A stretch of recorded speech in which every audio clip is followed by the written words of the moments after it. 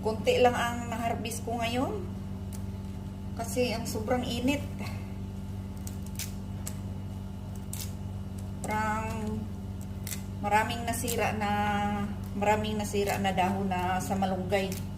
Pati yung puno, sobrang haba na, sobrang taas. Nahirapan ako kumuha.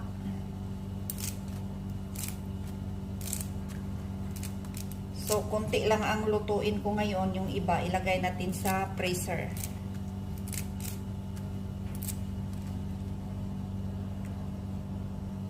Ayan, tapos na paglinis mga karosas.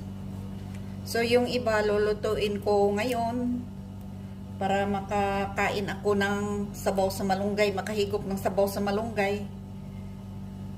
Kasi matagal na ako hindi nakagulay ng malunggay. So, yung iba, ilagay natin sa freezer, mga karosas. Kahit 6 months, hindi yan masisira. Basta bago natin ilagay, linisin lang natin.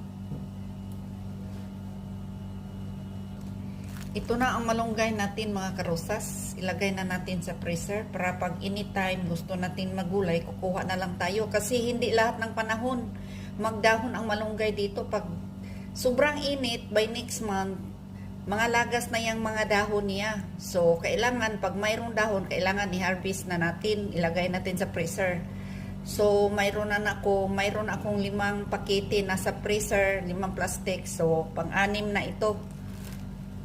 Kasi matagal na naman uli magdahon yan. Kasi pag sobrang init, wala na yung dahon. Tapos mabubuhay yan ulit, parang lalabas yung mga dahon. Pero matagal pa by November pa or December,